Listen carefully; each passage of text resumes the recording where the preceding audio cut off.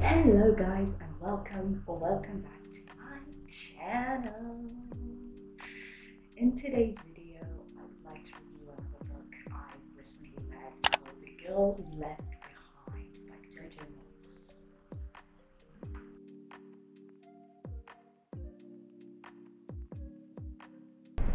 Now before I start talking about the book, I'd like to share with you some disclaimers. First of all, nothing sponsored in that video. Everything I'm talking about it because I'd like to share my opinion on it with you. This is just my opinion on the book. This is how I perceive it, how I felt while reading it. But I would have down below in the description a link for you to purchase it if you would like to do so afterwards. Now, before going into the actual review, I'd like to talk a bit about the plot. Now, there are two main pathways we are following: the First World War and today. So, during the First World War, an artist draws a painting of his wife, and gives it to her as a present before he went to the war. And following the now path, this very painting hangs in a woman's room and becomes the main subject of the most talked about trial in the UK at this point. I'm not going to say more because it's a bit complicated, and I think it would be a bit. I think I would spoil something if I say more, so I'll just keep it there. You can also search the plot, it might be better because I'm not sure. Let's get into the review. I'm gonna start talking about the plot first. So, at first, when you start reading it, you are a bit confused as to what the relationship between the two pathways is. Well, obviously, it is the painting, but you don't understand that until like halfway through. However, there's really nice elements in that book. The humor is so like delicate, so in the right places. It is a, let's say, drama, but you can get some like funny bits, some more relaxing bits, let's say.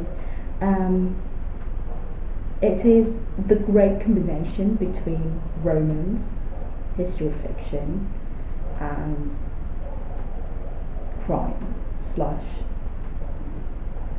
Yeah, it is basically quite a lot of crime. There's trials in it and stuff. So yeah, I think it's a perfect combination of these three genres. And genuinely, up until the end, up until like the last chapter, you don't know what's happening. You don't know how it's gonna end. You are always on a cliffhanger until the very last moment.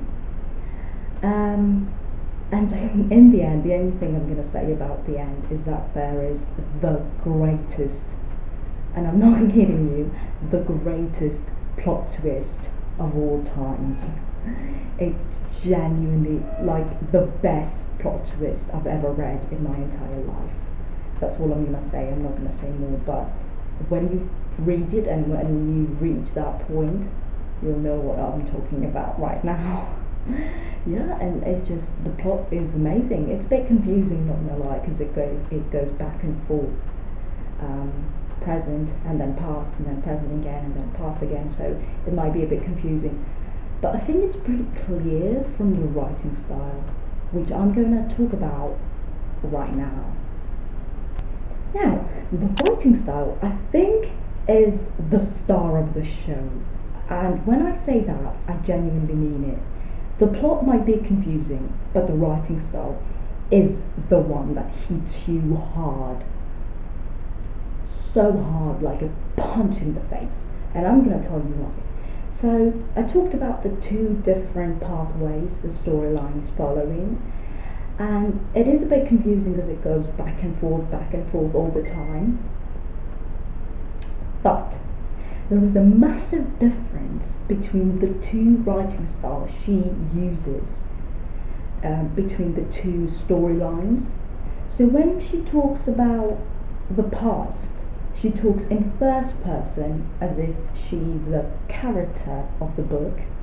So, for example, she says, "I did that, I did this and that," and she uses past tense. So it's literally like writing a diary and saying, "I went there and this happened to me and blah blah blah."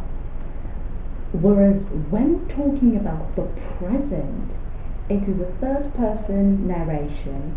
So the author just completely distances herself from the story, and she uses present tense as if it's happening right now. And what really, really impresses me is that it does look as if you are reading the screen directors on a script. It's so simple and so fast, like so forward. It's like reading a script, literally. And that's why I think it's so cinematographically, it's so beautifully depicted as in a film. It does really feel like you're reading a script while being in the present, mostly. And I think that is like the main difference between the two storylines, where you can actually distinguish the two pathways between and the differences between the past and the present. There's like different perspectives of the plot, like the past, the present. There's different people, there's different protagonists, and there are parts of like diaries in it, or parts of letters in it, and each time there's another person writing, the writing style is different. For example, there's a point where someone reads out of a diary of like a second character who doesn't really matter.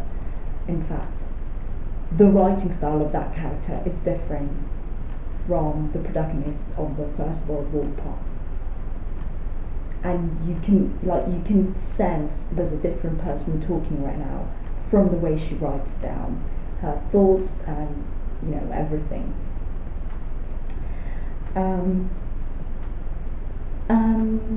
Yeah, that is everything I think I'm gonna say.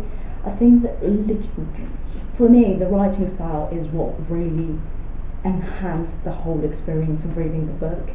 The plot was great, if you ask me, everything I've asked for. But I think the writing style and the way it was depicted was the one that really pushed it up my conscience, if that makes sense. Overall, I think it was a great book, and it was one of the best books I've ever read. And I know I say a lot, the best book I've ever read, best book I've ever read.